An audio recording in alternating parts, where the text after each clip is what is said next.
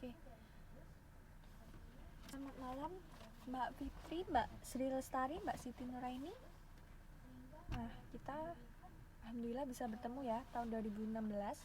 Sekarang masih tanggal 4. Bagaimana liburan tahun barunya? Menyenangkan? Pada kemana tahun baru? Oke. Di rumah saja ya Mbak ya. Iya, mungkin ada yang jalan-jalan, ada yang di rumah. Oke, yang penting alhamdulillah ya kita masih sehat, masih diberi kesempatan sampai tahun 2016 sekarang ya. Hampir lupa sekarang Mbak, digitnya udah beda ya, 2016. Oke, tahun baru semangatnya semoga jadi baru juga ya. Berhubung ini materi kita sudah termasuk akhir-akhir, sebentar lagi teman-teman yang di sini sudah bisa naik kelas ya. Sekarang kan kelas 9, berarti semester depan naik ke kelas KPC. Nah, alhamdulillah ini materinya sudah akhir-akhir. Saya harap semangatnya ditambah ya, karena gak lama lagi sudah lulus. Oke. Untuk hari ini, malam ini kita mempelajari masih tentang konsep kelistrikan, lanjutan dari minggu sebelumnya ya.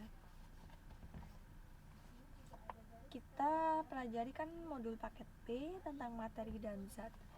Nah, kalau yang sebelum-sebelumnya, beberapa pertemuan sebelumnya kita membahas biologi. Untuk kali ini tentang fisika ya, tentang konsep kelistrikan yang bagian kedua. Mungkin yang minggu kemarin tidak sempat masuk kelas bisa langsung melihat di video rekaman ya Mbak, karena di situ sudah ada lengkap. Jadi karena materi hari ini bersambung, mungkin nanti kalau yang belum melihat videonya silakan dilihat-lihat lagi biar tahu oh berarti materi ini ada kaitannya dengan ini juga gitu. Karena untuk yang minggu kemarin dan minggu sekarang itu sama-sama tentang listrik. Oke. Ini yang sudah saya sampaikan minggu kemarin. Untuk materi kelistrikan kita akan membahas tentang listrik statis, listrik dinamis, elemen-elemen dalam listrik, hubungan energi dan daya. Nah, untuk malam hari ini ada beberapa bagian. Nanti kita pelajari alat-alat dalam kelistrikan. Minggu lalu juga sudah ada beberapa, ini kita bahas lagi yang lain lagi.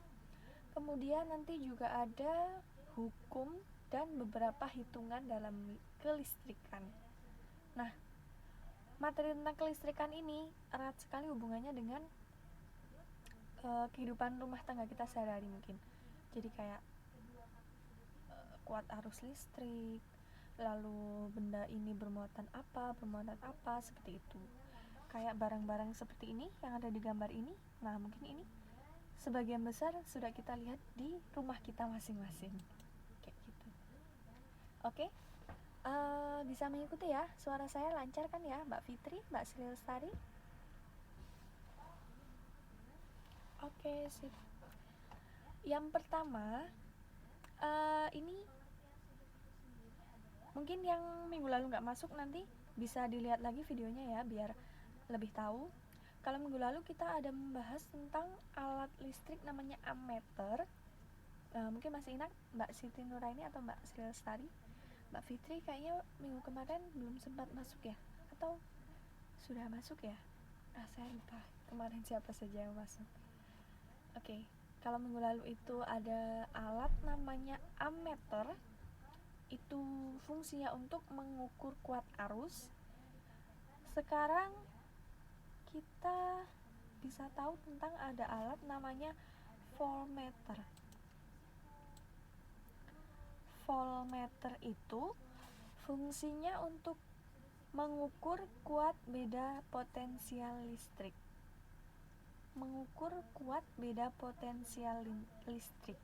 Jadi alatnya bentuknya seperti ini. Ada yang ini manual, maksud saya pakai tombol biasa ya. Pakai jarum.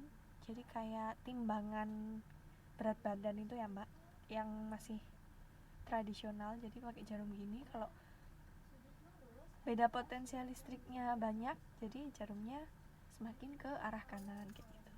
Ada juga yang bentuknya digital seperti ini.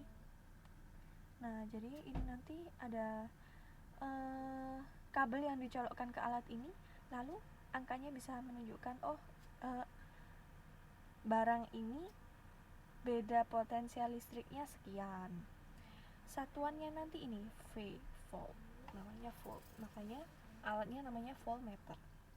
Nah, cara mengukurnya nanti nilai yang terukur itu sama dengan nilai yang tunjukkan jarum dikali batas ukur per nilai maksimum dikali batas ukur. Misalkan maksimumnya 30, kalau ini maksimumnya berapa, ini ada satuannya sendiri, lalu batas ukurnya kayak gitu ya. Kita ini nggak penting mbak, hitungannya mungkin kita nggak pernah pakai inilah, cukup sekedar pengetahuan.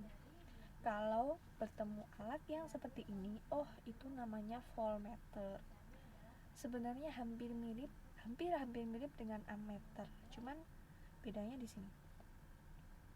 Ini pasti satuannya beda. Kalau ini V, kalau yang kemarin itu A. Nah, bedanya di situ ya. Ini untuk mengukur kuat beda potensial listrik. Oke? Kita lanjutkan. Sumber arus listrik. Alat yang dapat menimbulkan perbedaan potensial listrik. Arus listrik mengalir selama ada beda potensial. Sebentar. Kalau di modul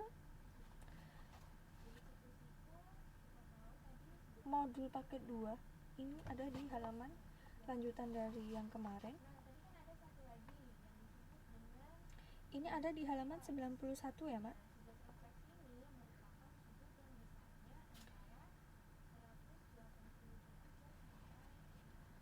Halaman 91, nah itu juga ada beberapa gambarnya hampir sama. Kalau yang minggu kemarin kita bahas halaman sebelumnya 90, sekarang 91 ya. Oke, ini cukup sebagai pengetahuan. Nah, kemudian kalau tadi alat ukur, ini adalah alat yang menghasilkan arus listrik. Beberapa contohnya di sini alat yang menghasilkan arus listrik itu. Nah, bener, Mbak Siti tahu kalau ini aki. Ya, mungkin biasanya bapak-bapak doang yang tahu ini aki ya. Pertama ada aki. Zaman dulu kenapa, Mbak? Lalu ada baterai. Ini baterainya sudah diiris ya, jadi bisa tahu dalamnya baterai itu ternyata ini. Mbak Siti ini dulu pakai listrik, sumber listriknya aki berarti ya. Nah, itu berarti sekarang jadi gitu. Wah, seru sekali kayaknya ya. Masih zaman dulu ya, Mbak ya. Jadi karena memang aki itu adalah alat yang menghasilkan arus listrik. Oleh karena itu, akinya ini dipakai buat nonton TV ya, Mbak. Zaman company ya. Mungkin seharusnya bisa diganti pakai ini juga, Mbak. Bisa pakai baterai ya. Mungkin setelah agak berkembang terus kita bisa pakai baterai. Nah, ini yang lebih tradisional lagi, mungkin zaman dahulu kala juga ada. Ada yang tahu ini apa? Ini yang gambar di sini. Gambar ini.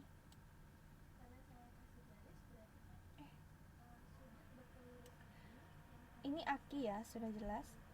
Yang ini baterai. Ini baterainya, ditunjukkan bagian-bagian dari baterainya. Lalu yang ini namanya elemen volta. Atau mungkin saya tuliskan di sini.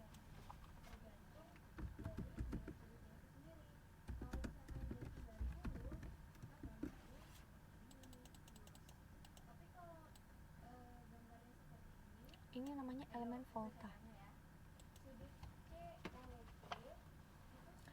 Elemen volta itu ya bentuknya seperti ini. Jadi dia sebenarnya alat penghasil arus listrik yang bisa jadi ini sangat sederhana ya. Di sini ada tabung, lalu di dalamnya dikasih larutan elektrolit. Larutan elektrolit itunya merupakan asam sulfat, Mbak. Mungkin ada yang pernah memakai atau pernah beli asam sulfat. Lalu masih ingat ya, kalau untuk menghasilkan suatu arus listrik yang mengalir itu berarti harus ada dua kutub atau dua muatan yang berbeda. Ingat kan ya, kemarin yang kita percobaan tentang sisir yang bermuatan listrik dan kertas-kertas itu, kemudian ada juga penggaris. Nah, ya kan? Elemen volta ini ada dua macam tembaga di sini. Ada dua macam benda. Yang ini tembaga, yang ini seng. Jadi yang silver ini tembaga, yang emas ini seng. Kenapa kok dua benda yang berbeda? Karena si tembaga ini muatannya positif, sedangkan si seng ini muatannya negatif. Kemudian di sini ada sumber energi. Ini sebagai kutub positif atau disebut anoda. Yang ini kutub negatif disebut juga katoda. Nah, lalu ini dibikin seperti saklar ya, power supply-nya. Karena ada aliran antara dua kutub yang berbeda ini, maka jadilah sebuah elemen volta yang menghasilkan arus listrik. Lalu ini bisa menjadi sumber listrik. Nah, misalnya lampunya dipasang di sini atau dipasang di bagian larutannya seperti itu. Ini bisa menjadi sumber arus listrik. Begitu juga dengan aki. Aki itu di dalamnya juga ada sama, susunannya itu sebenarnya sama seperti elemen volta. Jadi dia ada kutub positif, ada juga kutub negatif, dan ada juga larutan asam sulfat yang encer. Mbak Siti Nuraini dulu pakai aki kering apa pakai aki basah, Mbak? Kalau aki basah kan kita tahu biasanya itu ya, Mas isi aki dong. Oh, berarti akinya basah. Nah, berarti pakai larutannya seperti ini kan, Mbak, asam sulfat. Berarti bisa diisi. Ketika larutannya sudah habis, bisa diisi ulang lagi pakai larutan asam sulfat, dia bisa menghasilkan arus listrik lagi. Kayak gitu. Mungkin ada yang aki kering. Aki kering itu larutannya agak pekat. Jadi ketika dia sudah habis, tidak bisa diisi ulang, harus ganti alat yang baru, barang yang baru gitu ya, aki yang baru. Nah, itu bedanya. Jadi sebenarnya konsep kerjanya aki ini sama dengan elemen volta. Lalu kalau yang lebih sekarang kita kenal dan gunakan sehari-hari itu baterai ya. Baterai ini pun, coba kalau kita punya baterai dilihat, pastikan itu ada, kalau masang tanda positif harus pas di posisinya tanda positif, lalu ada juga negatif, ya kan? Nah, sebenarnya itu juga elemen dari baterai ini ada yang benda bermuatan negatif dan benda bermuatan positif. Makanya itu baterai bisa menghasilkan arus listrik. Lalu kalau di baterai itu di sini ada larutan, bukan larutan, ini serbuk padat atau larutan yang agak kental. Maaf, saya tidak pernah menggunakan baterai, lupa ya. Amonium klorida dan zinc klorida. Jadi ada zat-zat kimianya di sini. Nah, semua alat-alat ini itu mengubah energi kimia menjadi listrik.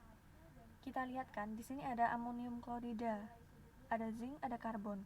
Di sini ada cairan asam sulfat. Di sini juga cairan asam sulfat. Itu kan semuanya benda-benda kimia ya, benda-benda kimia. Karena benda kimia itu berinteraksi dengan dua macam benda yang memiliki muatan berbeda, yaitu positif dan negatif. Ini juga positif dan negatif. Di sini juga pasti ada. Maka energi kimia dari benda-benda kimia itu berubah menjadi energi listrik, sehingga dihasilkanlah arus listrik. Nah, jadi gitu cara kerjanya, Mbak. Mungkin kalau Mbak Siti Nuraini dulu sudah sering pakai aki ya, tapi ya tinggal pakai aja gitu. Oh, jadi sekarang tahu. Berarti cara kerjanya seperti itu ya. Kalau minggu kemarin kan kita menjelaskan tentang ada benda yang muatan listriknya positif, ada benda yang muatan listriknya negatif, dan ketika mereka berinteraksi dan saling tarik menarik, maka dapat dihasilkan suatu arus listrik. Ditambah dengan beberapa bahan kimia, jadilah alat-alat atau barang-barang yang menjadi sumber listrik seperti ini: baterai, aki, elemen volta, gitu. Oke? Paham ya? Ini teman-temannya yang lain kok lama ya? Sebentar.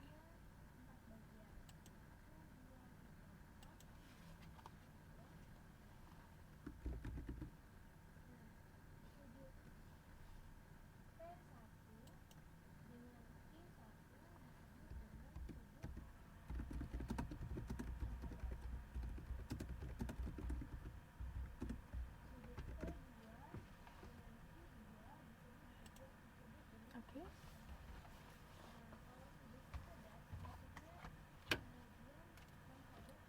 Oke, sampai sini paham ya? Suara saya jelas kan, Mbak Fitri, Mbak Siti, dan yang lain? Oke, kita lanjutkan.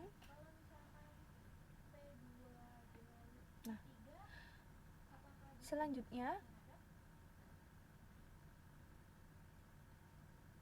ini ada juga alat-alat yang digunakan dalam arus listrik. Mungkin ada yang tahu, pasti tahu lah ya. Memastikan, menebak ini alat namanya apa? Yang sebelah sini apa? Yang sebelah sini apa? Ada yang mau menebak? Ah, ya benar sekali, Mbak. Gampang ya. Yang sini tahu nggak, Mbak?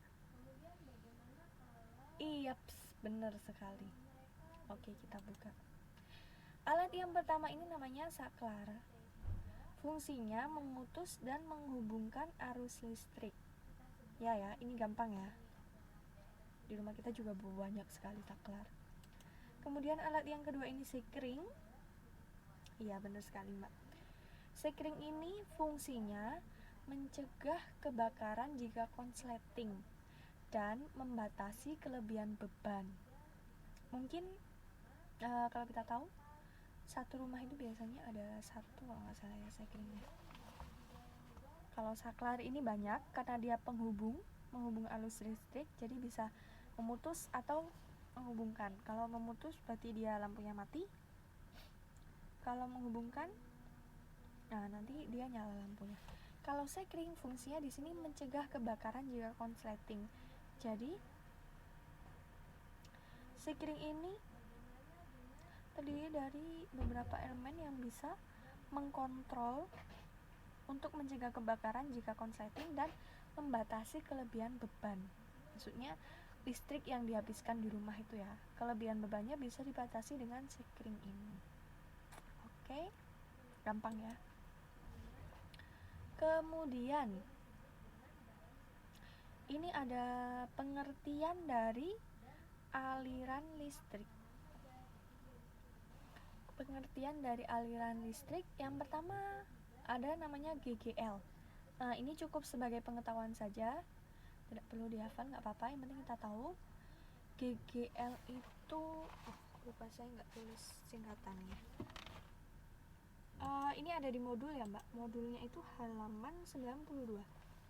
Gaya gerak listrik. Nah, singkatannya ini. Gaya gerak listrik. Nah, saya sudah menduga pasti ada yang mengira GGS ini. Bukan, Mbak. Saya sudah menduga, pasti nanti ada yang mengira GGS. GGL ya, GGL, gaya gerak listrik. bukan ganteng-ganteng listrik, gaya gerak listrik. Gaya gerak listrik itu adalah beda potensial antara ujung-ujung sumber ketika tidak mengalirkan arus listrik. Nah, jadi mungkin ada, kalau ada yang menyebutkan, oh itu gaya gerak listrik. Gaya gerak listrik itu apa ya? Jadi kita bisa tahu, oh itu beda potensial antara ujung-ujung sumber. Ujung sumber itu kan ada yang positif negatif itu ya. Tapi ketika dia tidak mengalirkan arus listrik, ini saya tebalkan di sini, tidak mengalirkan arus listrik. Disinilah bedanya dengan tegangan jepit. Tegangan jepit itu adalah beda potensial antara ujung-ujung sumber ketika mengalirkan arus listrik. Kalau yang GGL ini tadi tidak mengalir ya, pas aliran listriknya itu mati. Misalkan nih lampunya dimatiin, oh berarti dia ada gaya gerak listrik, tapi ujung-ujung sumbernya ini tidak mengalirkan arus listrik, berarti itu namanya GGL. Tapi kemudian ketika dia mengalirkan arus listrik, itu disebutnya dengan tegangan jepit. Saya kurang tahu juga kenapa ini memilih kata jepit ya, kurang tahu juga ini istilahnya siapa yang mengambil. Nah, kita ikut saja karena kita bukan ahli fisika, jadi kita cukup ngikut, Mbak.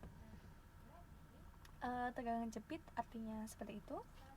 Ketika dia mengalirkan arus listrik ya, intinya di sini. Ketika ujung-ujung sumbernya itu mengalirkan arus listrik, kalau GGL tidak mengalirkan arus listrik.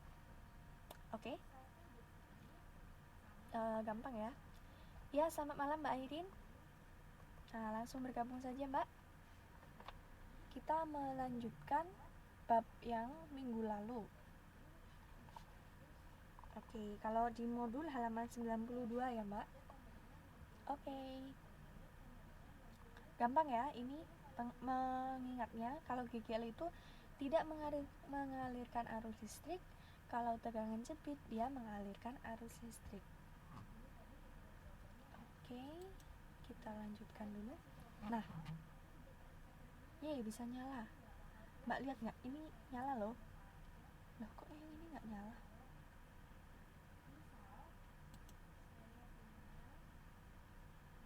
Loh, kok nggak nyala? Iya, ini pada kemana ya Mbak?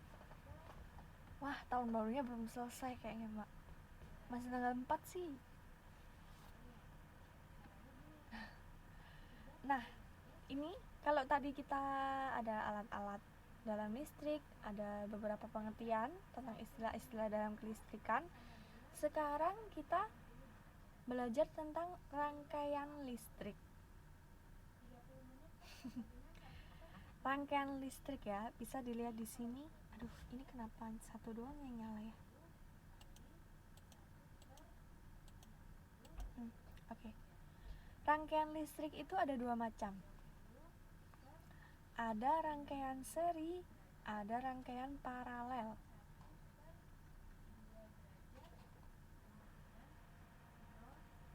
Nah, ini bisa dilihat bedanya di sini. Aduh, ini yang serinya harusnya bisa nyala, tapi kok dia nggak bisa nyala? Diingat-ingat ya. Jadi rangkaian listrik itu ada dua, seri dan paralel. Kalau seri dia bentuknya seperti ini. Jadi sumber listrik, kebetulan di sini makanya baterai. Sumber listriknya baterai. Ada saklar di sini Mbak, ada saklar 1. Lalu di sini ada lampu yang disusunnya satu kabel. Jadi mereka itu letaknya dalam satu aliran listrik, jadi satu gitu ya. Itu namanya rangkaian seri. Saklarnya juga satu. Jadi kalau misalkan saya pencet on, nyala semua dua-duanya. Saya pencet off, mati semua. Itu namanya seri. Jadi kalau mati satu, mati semua.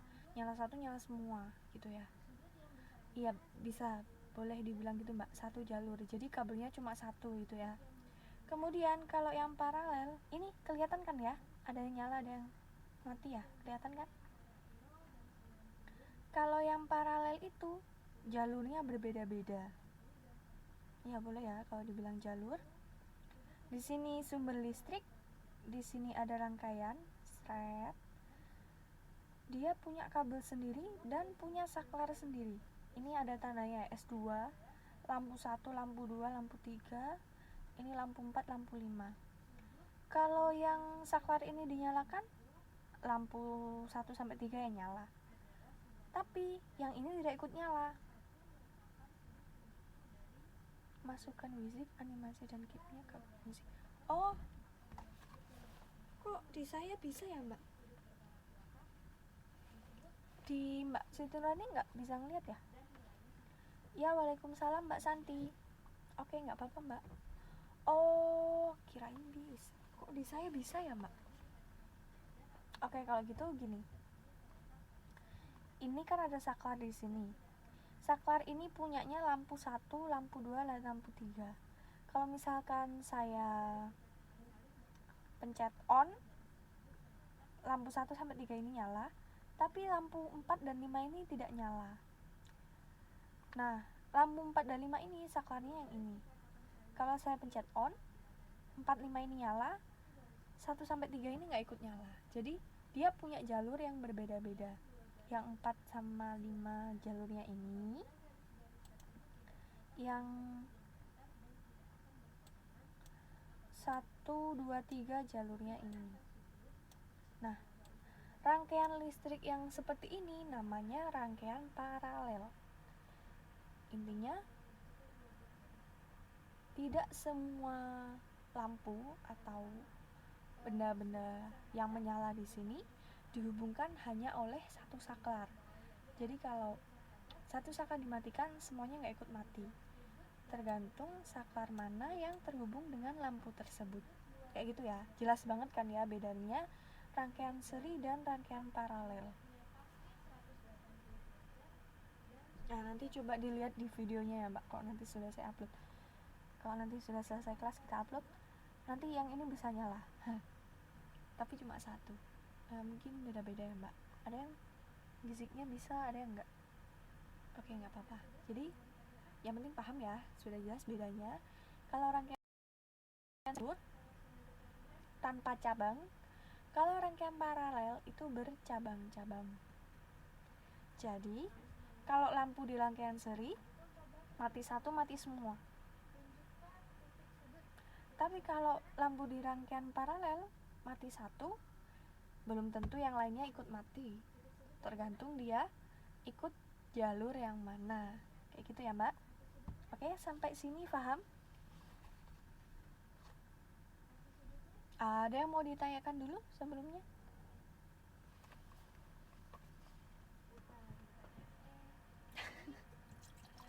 Bukan nggak setia mbak, memang jalannya berbeda.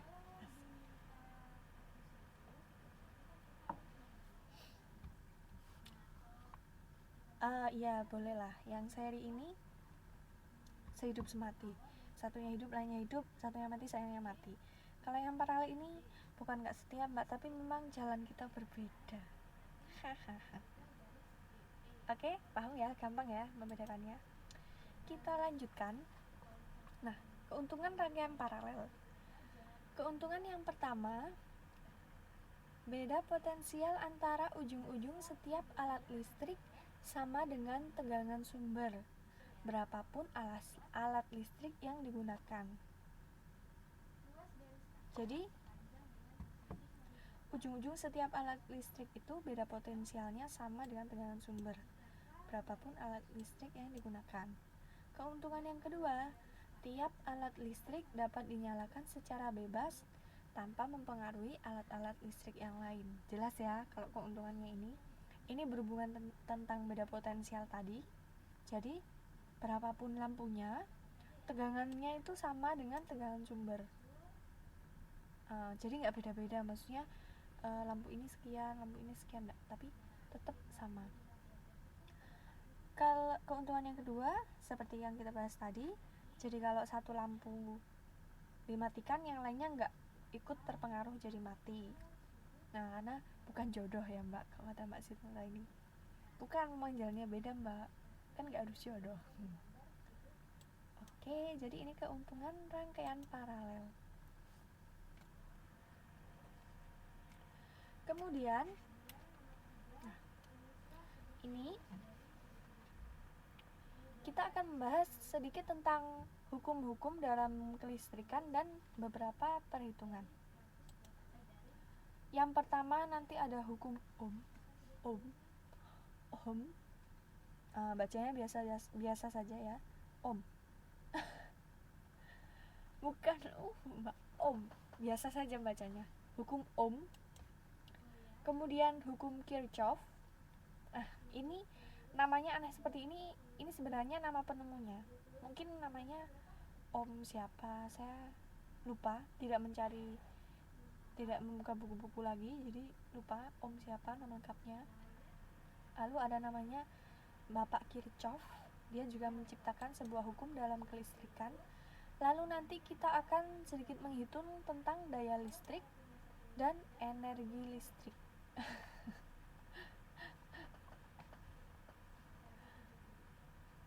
Gak apa-apa Mbak, kan lagi semangat tahun baru.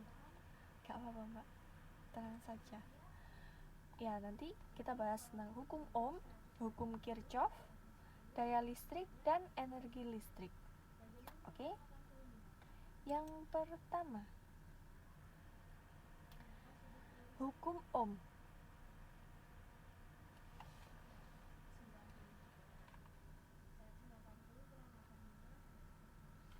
Hukum Ohm ini pengertiannya beda potensial listrik itu sama dengan atau sebanding dengan kuat arus.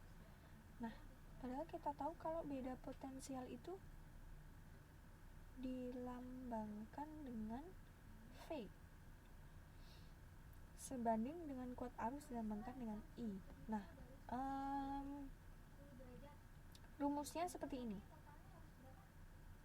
Kalau penerapan hukum Ohm sehari-hari itu ya tegangan pada suatu benda listrik atau sumber listrik kayak gitu ya. Sesuai dengan pernyataan hukum Ohm, ini ada 3 satuan yang mesti kita ingat-ingat. Yang pertama ini ada V. V itu adalah beda potensial listrik ya. Satuannya volt. Gampang saja. Kalau ini V, satuannya volt. Kemudian ada juga I. I ini minggu kemarin udah ada ya. Ini kuat arus listrik. Kuat arus listrik. Satuannya ampere. Ampere. Simbolnya A. Lalu ada lagi yang terpenting di sini R. Ini hambatan, satuannya ohm. Ohm itu tulisannya gini ya. Jelek. Cara menulisnya gini. Nah, udah gini aja. Nah, gitu. Ohm, satuannya seperti itu. Nah, ini fungsi dari segitiga di sini adalah memudahkan kita menghitung. Misalkan kalau ada pertanyaan, hambatan diketahui sekian, beda potensial sekian, carilah kuat arus listrik dari benda tersebut. Yang dicarikan I. Nah, di sini saya kasih segitiga supaya gampang. I berarti rumusnya apa ya? V per R. Caranya kalau misalkan yang ditanya I-nya ini ditutupin. Aduh, gimana ya nutupin? I-nya ditutup. Nggak bisa hilang deh. I-nya ditutupi. Tinggal V dan R, berarti V per R. Kalau misalnya yang ditanya V, berarti V-nya yang ditutupin. Anggap aja V-nya nggak kelihatan ya. Berarti rumusnya I kali R. Kalau misalnya yang ditanyakan hambatannya R yang kita tutupi. Berarti rumusnya V per I. Nah, jadi nggak perlu menghafal Mbak. Caranya gitu. VIR, vir. V-nya dari atas, I lalu R. Sama kan ya? Kalau yang ditanya V, kita tutupi V-nya. Nah, di sini bisa dilihat V sama dengan I kali R. Kalau yang ditanya I, kita tutupi I sama dengan V per R, sama kayak ini ya. Kemudian kalau yang ditanya R, kita tutupi R, V per I, sama kayak ini. Oke? Ini nanti kita ada contoh soalnya, gampang. Nanti soalnya itu misalkan diketahui hambatan dan beda potensial, kita menentukan kuat arus listrik. Atau yang diketahui itu kuat arus listrik dan beda potensial, kita menentukan hambatannya berapa. Nah, caranya ya tinggal kita memang harus hafal rumus sih, tapi rumusnya kan nggak susah ya mbak, jadi gampang menghafalnya. VIR, ini yang dicari mana, kita tutupi seret seperti itu. Terus berarti saya harus ini dibagi ini gitu. Kalau misal yang ditanya V, berarti yang diketahui kuat arus listriknya dikalikan R gitu. Kayak gitu, caranya gitu. Oke, jadi hukum yang pertama ini tentang hukum Ohm, di mana menentukan hambatan, beda potensial, dan kuat arus listrik. Rumusnya seperti ini, VIR. Supaya tidak susah menghafal 3 rumus ini, ditulis saja dalam gambar segitiga VIR. Ya, yang dicari mana ditutupin. Kayak gitu.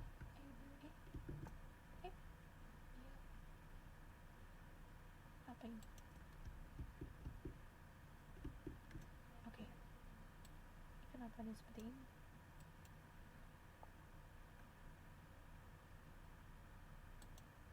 Oke.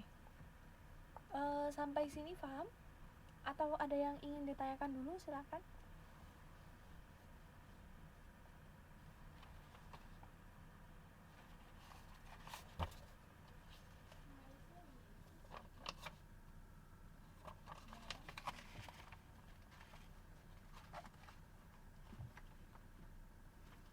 Oke, masih gampang ya.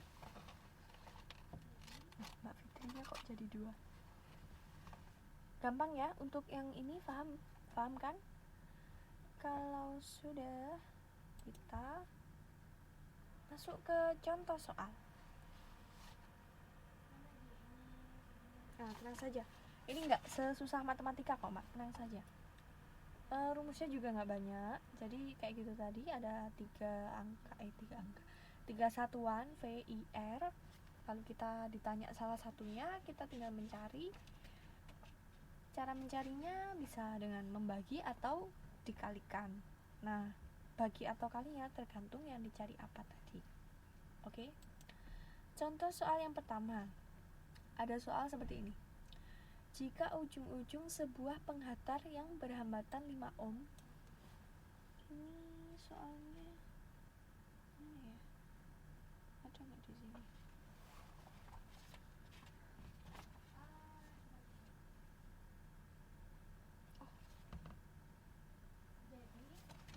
Nggak ada di sini. Iya, ini soalnya saya ambil sendiri.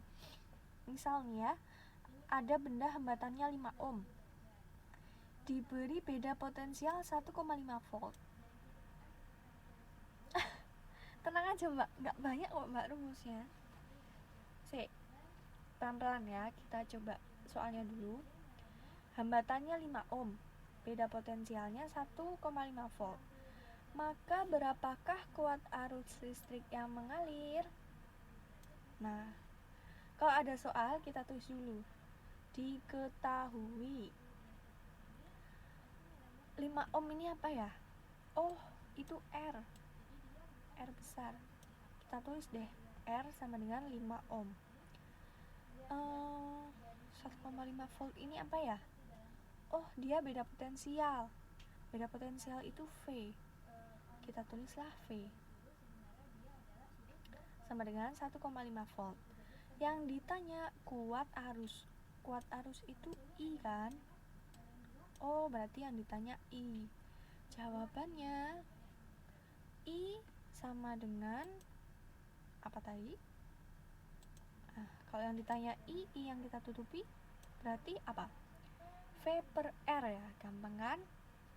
Jadi tulis dulu aja VIR nya, V per R.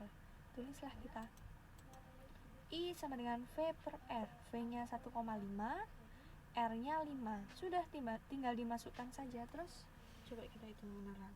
1,5 bagi 5.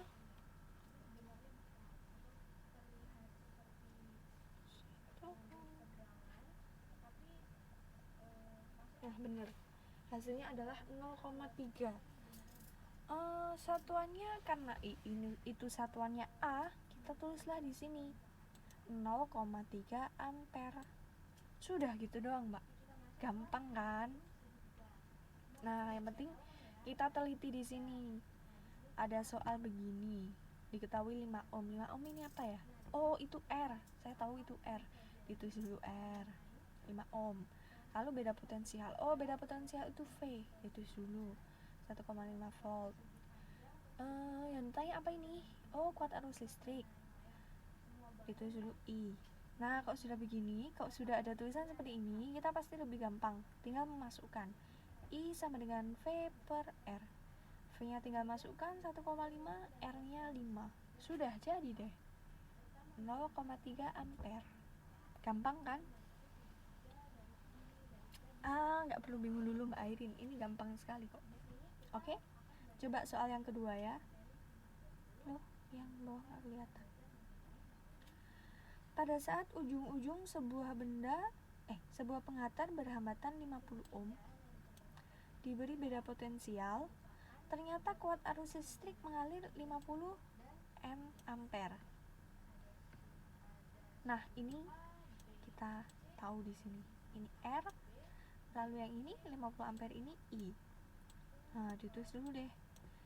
Nanti yang ditanya beda potensial, berarti ditanyanya V, ya kan? Diketahui R 50 ohm, kuat arusnya 50 ampere. Ini perlu teliti di sini ya. Ampere itu meter ampere. Lalu yang ditanya beda potensial V. Gampang kan? Sebelum memasukkan angka-angka ini ke V, kita teliti dulu. Ampere ini berarti kalau dirubah menjadi ampere, oh jadi 0,05. Ini kayak ini Mbak, bikin tangga itu loh. Masih ingat gak?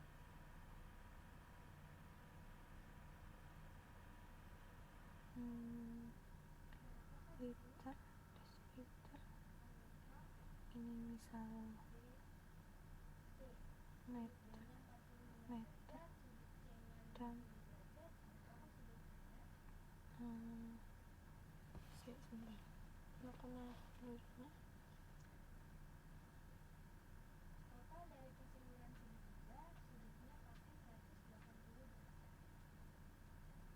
kali 1000. Di sini ampere,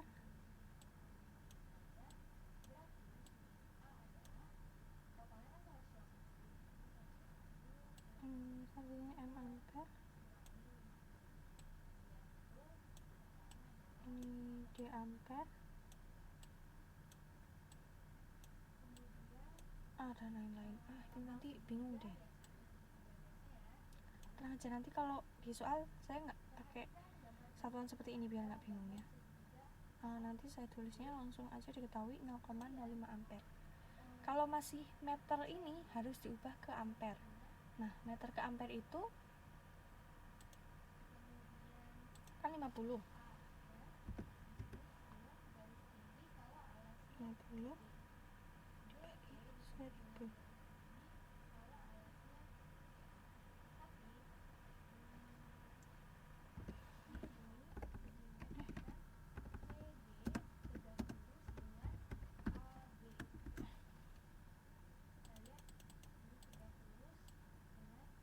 Ini dibagi 1000 ya, karena dia masih meter ampere, kita ubah dulu ke jadi ampere biasa, itu dikalikan 1000. Nah, menentukan dikalikan 1000-nya ini, mungkin kalau masih ingat itu pelajaran SD yang tangga-tangga, lalu meter, dekameter, sentimeter, desimeter, itu ya Mbak. Nah, atau mungkin nanti bisa dicari saja Tapi nanti kalau saya ngasih soal nggak usah mengubah-ubah seperti ini, langsung saja ampere ya. Oke, kalau ini sudah tahu ampere I nya segini, R nya segini, tinggallah kita masukkan. Oh, tadi yang dicari V, rumusnya kan begini, yang dicari itu V. Oh, berarti V yang kita tutupi. Berarti caranya I dikali R. Nah, tinggallah ngalikan I dikali R. I nya 0,05, R nya 50, hasilnya 2,5 volt. Nah, kayak gitu. Jadi caranya begitu. Oke, sampai sini paham? Gampang ya? Gampang kok. Terus saja, Mbak. Gak sesusah matematika kok, Mbak. Rumusnya cuma 3 huruf, V, I, R. Nah, yang perlu diingat ini segitiga bermuda, V, I, R. Kalau yang dicari V, kita tutupi V nya, berarti rumusnya I kali R. Yang dicari R, kita tutupi R nya, V kali I. Kalau masuk soal, nah kita tinggal nentuin. Kita tahu dulu mana R, dan itu gampang sekali. Oh, kalau satuan ohm itu pasti R. Kalau satuan volt itu beda potensial, berarti V, ini V, satuan ampere itu I. Nah, tinggallah kita masukkan sesuai rumus tadi. Oke? Bisa difahami kan ya? Gampang kok, Mbak, tenang saja. Kita lanjutkan. Kalau tadi ada hukum Ohm, sekarang ada hukum Kirchhoff. Hukum Kirchhoff itu apa? Hukum Kirchhoff itu ada 2 pernyataan di sini. Kuat arus listrik dalam rangkaian seri di mana-mana atau di setiap titik itu sama besarnya. Ini sesuai dengan pernyataan yang tadi ya. Mana tadi? Oh, bukan. Oh, nggak saya tulis ternyata. Oke, nggak usah. Kuat arus listrik dalam rangkaian seri di mana-mana. Di mana-mana ini maksudnya di setiap titik sama besarnya. Jadi kuat arus itu kan I lampu ke-1 itu sama dengan I lampu kedua, sama dengan juga I lampu ketiga, sama dengan I lampu keberapapun. Itu artinya kuat arus listrik dalam rangkaian seri di setiap titik itu sama besarnya. Nah, pernyataan yang kedua, jumlah kuat arus listrik yang masuk suatu titik cabang sama dengan besar kuat arus yang keluar dari titik cabang. Kalau yang ini kan rangkaian seri, kalau yang ini rangkaian paralel. Makanya di sini ada titik cabang. Jumlah kuat arus yang masuk sama dengan jumlah kuat arus yang keluar.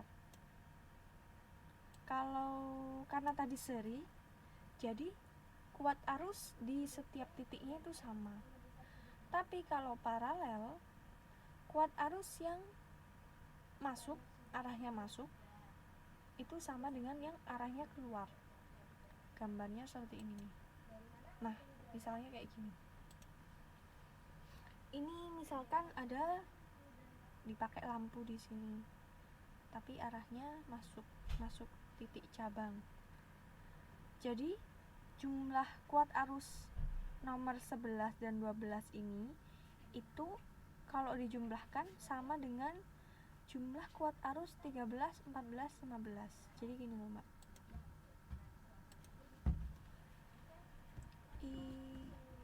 Ini maksudnya kuat arus ya, kuat arus 11 dan 12. Anggap aja benda 11 dan benda 12 sama dengan benda 13 ditambah benda 14 ditambah benda 15.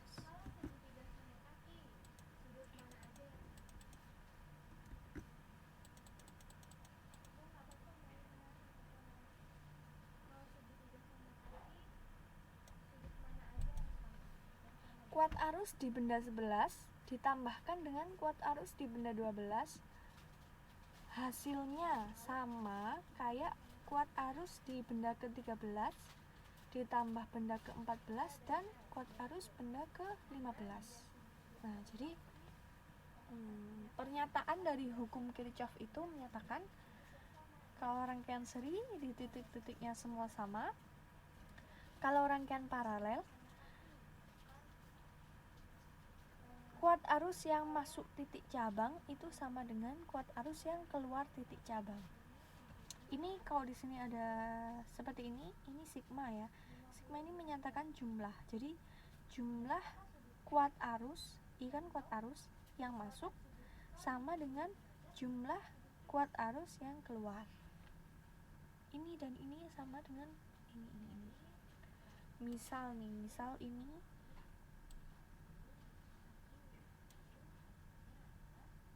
dua. Misalnya kuat arusnya benda ke-11 ini 2, benda ke-12 4.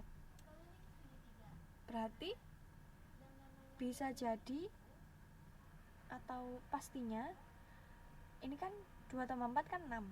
Oh, berarti antara ketiga cabang yang keluar ini pasti jumlahnya 6 juga. Misalkan ini 2, ini juga 2, ini juga 2. Maksudnya gitu loh, Mbak. Ini kan masuk ya, panah kuning ini kan masuk, dia sama masuk. Panah ungu ini kan keluar. Misal nih benda ke-11 ini kuat arusnya 2, benda ke-12 kuat arusnya 4. Oh, 2 tambah 4 kan 6. Berarti antara ketiga benda ini kalau dijumlahkan kuat arusnya pasti 6 juga. Entah yang ini 2 kayak gini, atau mungkin yang ini 2, ini 1, ini 3 juga bisa, atau yang ini 1, yang ini 1, ini 4 juga bisa. Pokoknya kalau dijumlahkan itu pasti sama dengan yang masuk, kayak gitu. Oke? Sampai di sini paham?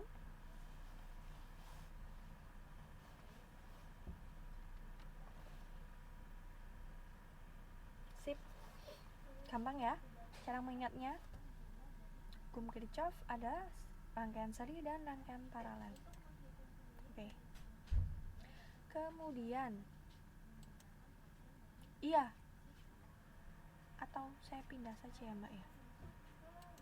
Iya, ini gambarnya saya buat kayak gitu. Iya. Ya maksudnya dari pernyataan ini contohnya seperti ini gitu, Mbak. Mungkin nanti saya upload PPT-nya ininya nggak ditimpa gitu ya, soalnya ini kan tadi sudah paham seperti ini terus menjelaskan yang ini gitu maksudnya, Mbak ya. Oke, nggak apa-apa ya. Kemudian tadi sudah hukum Ohm, hukum Kirchhoff sudah.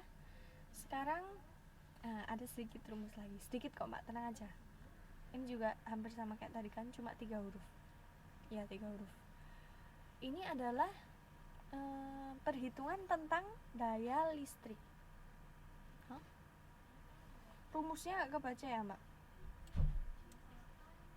Kalau gitu saya tulis aja.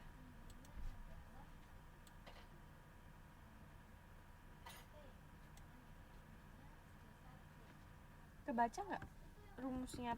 P sama dengan V kali 1. Oh, kebaca kan ya. Oh, oke. Oh iya. Iya, kalau gitu nanti PPT-nya saya upload yang jelas saja ya, Mbak ya, biar bisa buat belajar mungkin. Oke. Yang sekarang tentang daya listrik. Daya listrik itu loh, Mbak, yang biasanya kalau beli lampu mau beli yang berapa watt? 5 watt, Pak. 100 watt. 10 watt. Saya lupa berapa aja ya. 20, 50. Itu namanya daya listrik. Jadi lampu itu punya daya segitu. Ada yang 1 watt. 1 watt itu kalau ini lampu yang gede kali ya, lampu stadion. 1 kilowatt itu sama dengan 1000 watt. 1 watt sama dengan 0,01. Ini cuma dibalik saja ya, dibalik. Kalau 1 kilowatt itu 1000 watt, berarti 1 watt itu 0,001, cuma dibalik. Maksudnya daya listrik itu. Jadi kalau kita ada punya benda, misalkan lampu, dayanya berapa? Oh, 5 watt. Yang kecil itu loh, yang kuning itu 5 watt. Oh, ada yang ditaruh di ruang tamu, itu 50 watt. Kegedean ya 50 watt. Ya, anggap aja 25 watt. Itu satuan watt itu namanya daya listrik dari lampu tersebut. Cara menentukannya gimana? Kalau misalkan ada soal, daya listrik ini dinyatakan dengan satuan P. Daya listrik, ya kan? P, daya listrik, satuannya watt. P sama dengan V kali I.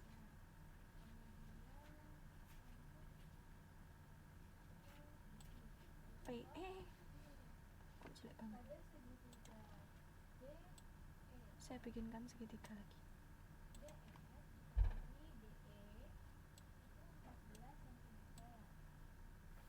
P, jelek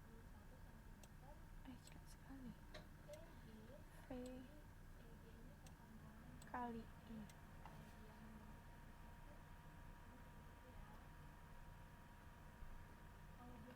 P sama dengan V kali I. Kalau yang diketahui P, kita tutup P, berarti rumusnya V kali I. Kalau yang diketahui I, kita yang tutup I, berarti rumusnya P per V. Kalau misalkan ditanya P, kok yang diketahui R, kayak gimana? Nah, ini ada rumus. P sama dengan R kali I kuadrat. Kenapa kok di sini ada R? Karena kita tahu di sini kan ada V, Mbak. Nah, V sendiri itu tadi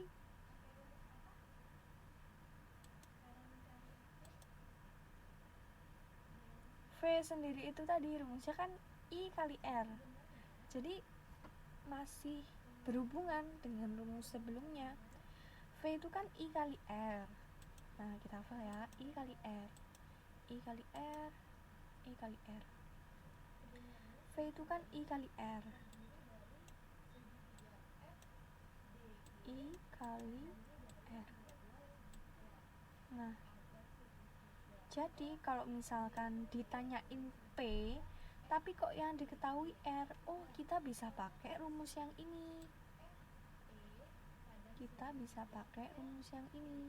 Karena V itu I kali R, anggap aja V nya ini diganti I kali R ya, V nya digantikan oleh kali R. Oh, jadilah dia P itu sama juga dengan R kali I dikuadratkan. Ini kan kok gini jadinya I kali R kali I. I kali R kali I. I nya 2 kali kan bisa dikuadratkan. I kuadrat kali R. Kalau perkalian itu dibalik-balik sama ya, Mbak. Diingat, jangan lupa. I kali R, I kuadrat kali R atau R kali I kuadrat. Itu. Asalnya rumus ini dari situ. Jadi masih berhubungan dengan rumus hukum Ohm yang tadi. Kalau misalkan ditanya P, kok yang diketahui R? Oh, ya sudah, kita pakai rumus yang ini aja. R kali I1, karena pada dasarnya V itu juga sama dengan I kali R. Cuman rumus dasarnya tetap yang ini ya, PVI. PVI. Kalau yang dicari yang mana kita tutupi, tinggal dimasukkan angka-angkanya. Kalau yang PV kuadrat per R, ini juga berdasarkan rumus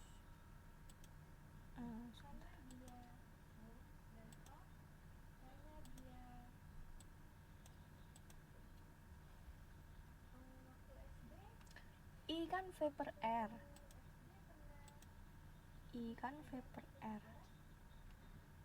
Ini masih berhubungan banget sama kayak yang tadi. I kan V per R. V per R. Nah, di sini P itu kan V per I. Kalau I nya V per R, oh berarti V nya bisa dikuadratkan dong kalau misalkan nggak diketahui yang lainnya. Nah kayak gitu. Jadi rumus daya listrik ini P sama dengan V kali I ini masih berhubungan dengan rumus hukum Ohm yang tadi ya. Jadi karena masih berhubungan tadi, kalau misalkan ditanya P kok yang diketahui R dan I, berarti kita pakai rumus yang ini. Yang diketahui V dan R, kita pakai rumus yang ini gitu. Oke? Biar ini kita masuk contoh soal supaya lebih paham. Oke? Ini rumusnya diingat ya. Kalau tadi VIR, sekarang PVI. Cuma 2 rumus kok mbak, nggak banyak. Tenang saja. Contoh soalnya. Sebuah rumah berlangganan listrik pada PLN yang memiliki tegangan rata-rata 220 volt. Oh, ini rumahnya bapak ini langganan ke PLN-nya tegangan listriknya 220 volt. Tegangan listrik kan ya? Berarti ini pastilah V. Jelek banget. V. Dengan daya terpasang 900 watt. Daya kan ya? Saya ingatkan lagi tadi, daya itu daya listrik yang ada pada, kalau ini masing-masing rumah. Berarti ini P. Berapa besar sekring pengaman yang terpasang pada meteran listrik yang masuk rumah? Nah inilah dari contoh soal ini kita bisa tahu kalau kita mempelajari rumus yang tadi ada V, P, lalu ditanya ini sekring pengaman yang terpasang pada meteran listrik yang masuk rumah, berarti kuat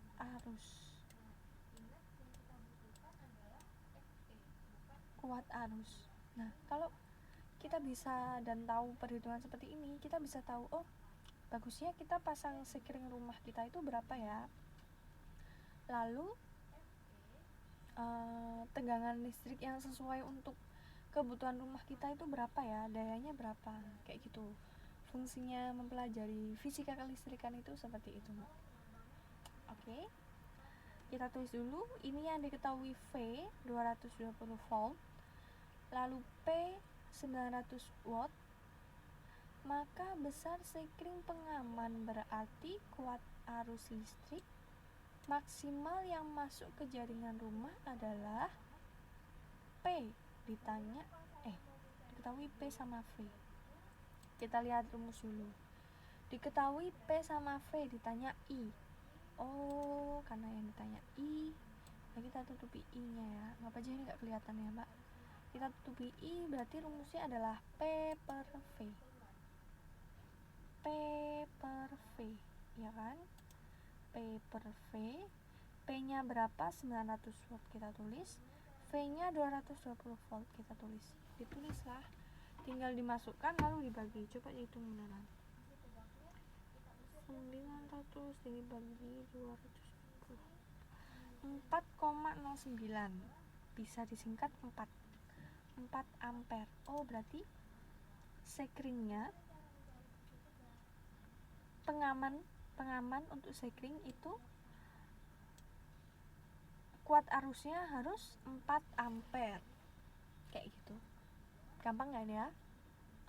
Rumusnya cuma P per V, lalu kita masukkan yang diketahui apa saja. Volt 220 volt, 900 watt, kita masukkan 900 per 220, hasilnya adalah 4. Oke? Gampang ya? Sampai sini ada yang mau ditanyakan dulu?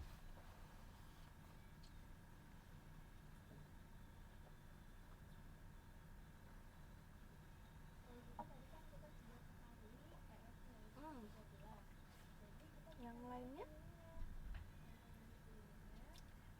masih gampang kan ya mbak? Nggak susah kok, tenang saja. justru IPA itu menyenangkan. Kalau ada hitungan-hitungannya ini nggak berat, cuma sedikit, nah itu menyenangkan. Iya, bisa kok mbak, sampai nanti juga pasti bisa. Oke, kita lanjut. Mungkin perlu ini tipsnya supaya nggak kerasa pusing atau aduh cek akeh rumus rek, dicatat saja. Jadi rumus ini tadi pertama V I R, dicatat, dibikin segitiga V I R. Jadi kita gampang mengingatnya kalau ada pertanyaan seperti ini memakai rumus yang ini.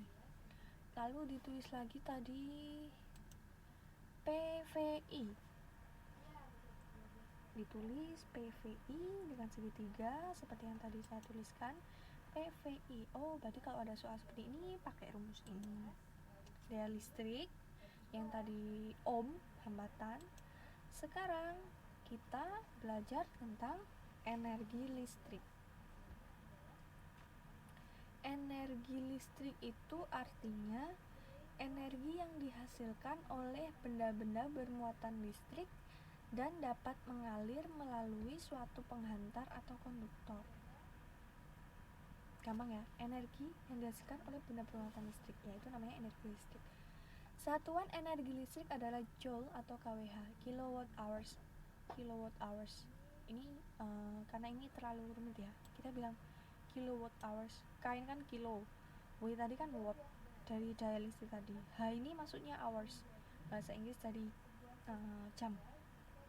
Kilowatt hours susah dibilangnya, digantilah jadi joule. 1 kWh itu sama dengan 3.600 joule atau 3,6 kali 10 pangkat 6. Ini 10 pangkat 6 ya, bukan 106. Ini tulisannya jelek, jadi tidak bisa pangkat 10 pangkat 6. Iya, benar mbak, 10 pangkat 6. Rumus untuk energi tadi kan sudah daya, sekarang energi. Ini juga saling berhubungan. Tadi daya itu kan P. Nah, karena ini tentang energi itu W. Kemudian diketahui waktunya T. Jadi energi itu W. Saya bikin segitiga dulu.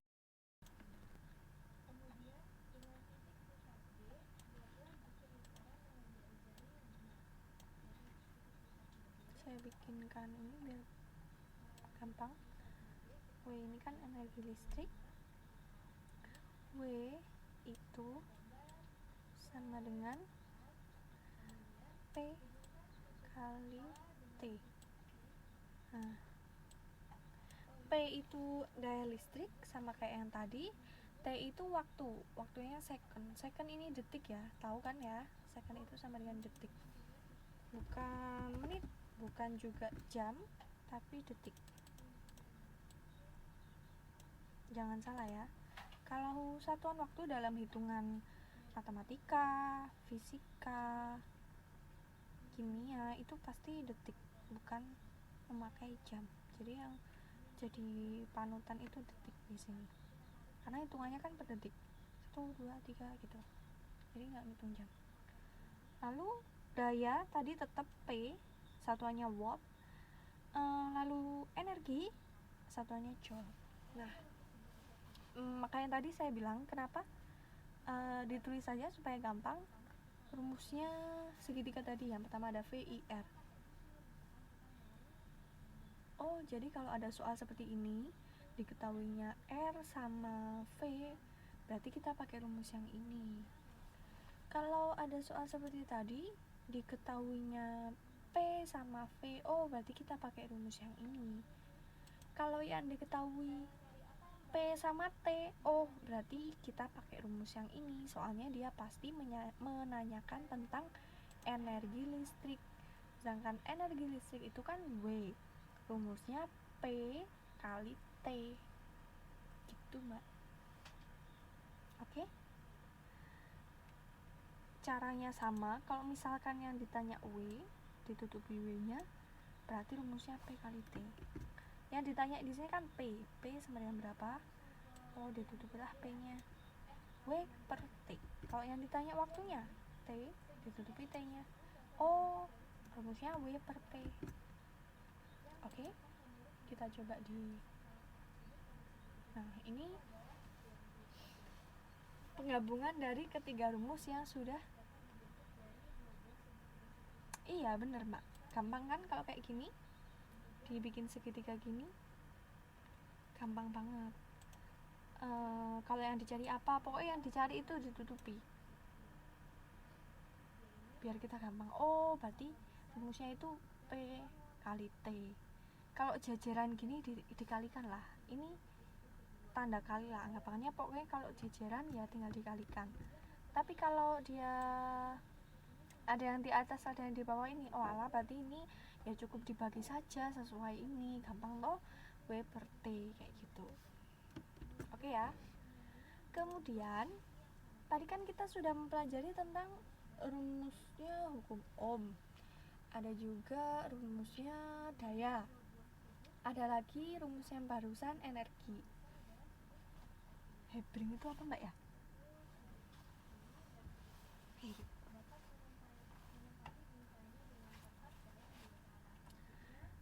Penggabungan dari beberapa rumus itu menghasilkanlah rumus ini. Mungkin kalau nanti yang penasaran bisa dicoret-coret sendiri. Itu sangat berhubungan ketiga rumus tadi. Jadi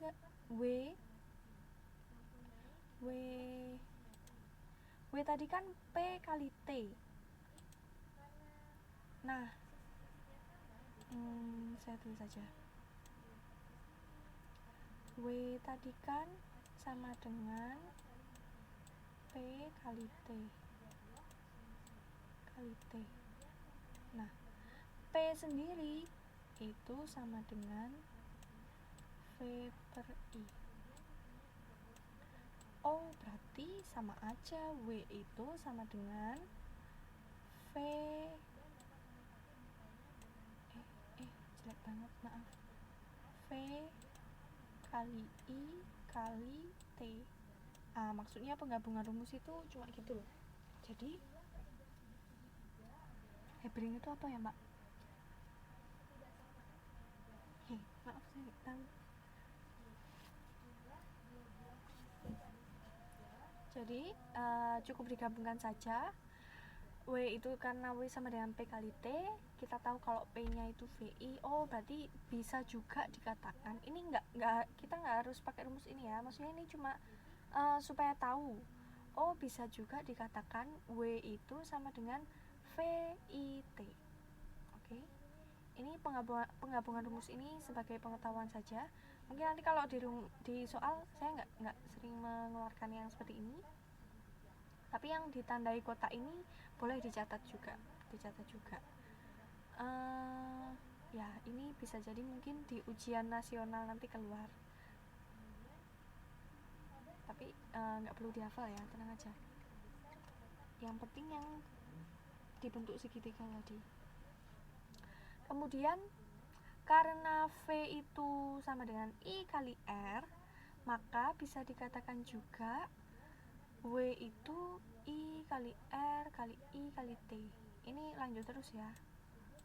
V itu kan I kali R. Ya udah kita tulis lagi. I kali R. Jelek banget. I kali R kali I kali T. Aduh, rumus saya agak lemot, Mbak, maaf. Jadi jelek. Ini R ya. I kali R kali I kali T. Lah, I yang 2 ini kan nggak perlu ditulis 2 kali, cukup dikuadratkan saja. Jadilah I kuadrat kali R kali T. Kemudian disambungkan lagi. Karena I sama dengan V per R, maka W itu sama dengan juga V kuadrat per R kali T. Ini kan I, ini kan dari sini tadi ya. Kita lanjutkan. I kuadrat kali R kali T. Karena I itu sama dengan V per R, kita tulislah V per R.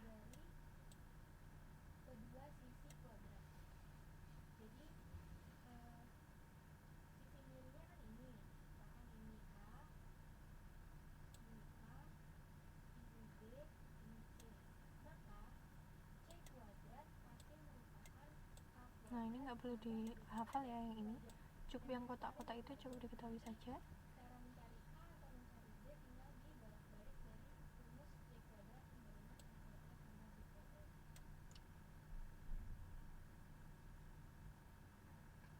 Nah, V kuadratnya tetap. Kalau kita tahu mungkin ini di matematika. Oh iya mbak, saya baru nyadar. Iya bener-bener ya, I kali R kali I kali T, jadi IRI. Oh iya, saya baru nyadar. Lalu R nya ini dicoret 1 kan ya, jadinya R doang kali T. Nah pokoknya begitulah ya, ini hubungan antara beberapa rumus tadi. Yang penting rumus yang tadi saya tuliskan di segitiga itu. Kalau yang ini cukup sebagai pengetahuan saja, yang di kotak-kotak ini nggak perlu dihafalkan. Oke. Ini ada contoh soal lagi. Ada berapa contoh soal ya? 3. Sudah. Ada contoh soal. Contoh soal yang pertama gampang juga ini. Sebuah listrik bertuliskan V. Berarti diketahui W-nya. Ini diketahui W-nya. Ini kan ada satuannya W. Lalu sama flow sama T. Tinggal tulislah dulu. W-nya sekian. Karena W itu kan P kali T ya. Berarti yang ini P, yang ini T-nya. Kita tulis di sini. Hasilnya segini. Ini pertanyaannya cuma merubah dalam satuan joule dan dalam satuan kWh. Jadi kita tinggal merubah. Oke, yang ini gampang. Ada pernyataan seperti ini. Apakah dia lampu bertuliskan 60 watt per 220 volt? Artinya, lampu akan menyala dengan baik jika dipasang tegangan 220 volt selama 1 detik. Banyaknya energi listrik yang diubah menjadi energi cahaya adalah 60 joule atau 60 W. Inilah fungsinya kita tahu rumus ini. Kalau ada lampu tulisannya 60 per 220 W per V, itu artinya seperti ini. Menyala dengan baik jika dipasang pada tegangan 220 volt dan selama 1 detik itu ada energi 60 joule. Jika lampu dipasang pada tegangan lebih besar dari 220, lampunya nanti rusak. Sebaliknya, jika dipasang pada tegangan kurang dari 220, lampunya menyala tapi redup. Gitu. Itulah kenapa kita belajar tentang, atau paling tidak kita tahu artinya tulisan ini gitu ya. Kemudian sudah selesai. Nanti saya kasih oleh-oleh sedikit untuk dicoba di rumah supaya lebih paham. Sebelumnya ada yang mau ditanyakan dulu?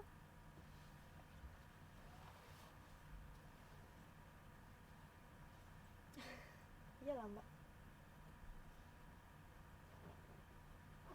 kan tahun baru saya jadi lebih suka memberi. Ada yang mau ditanyakan dulu? Kalau tidak ada, dicatat ya, ini PR-nya untuk minggu depan. Ya, minggu depan. Jadi waktu mengerjakannya 1 minggu. Gak banyak kok, soalnya cuma 5.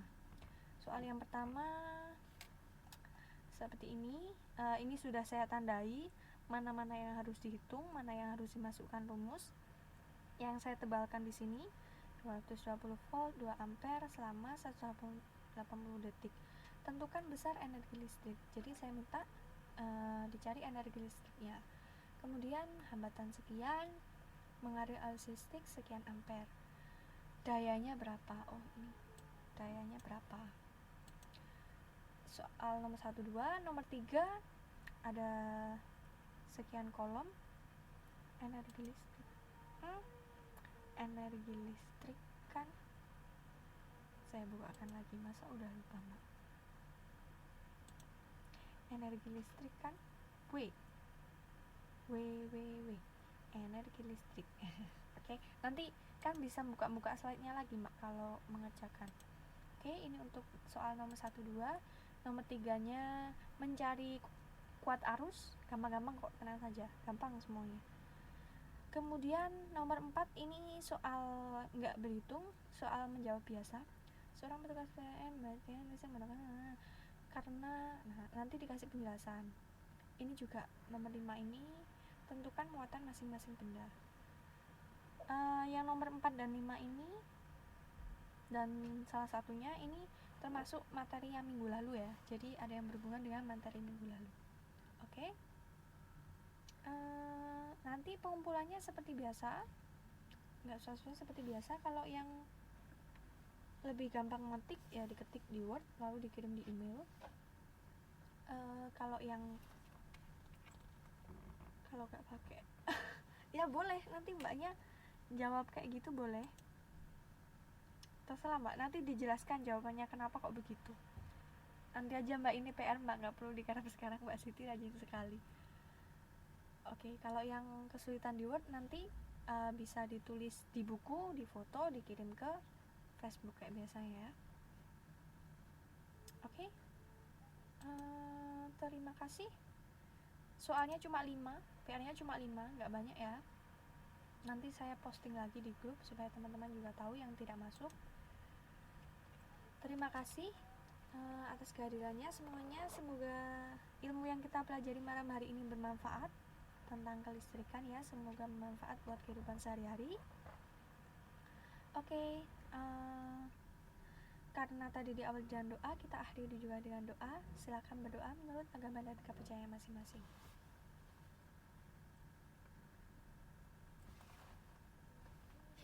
Terima kasih, sampai jumpa minggu depan. Jangan lupa PR-nya dikerjakan. Mungkin teman-temannya juga dikasih tahu.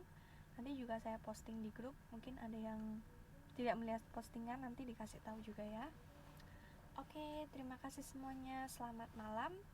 Wassalamualaikum warahmatullahi wabarakatuh.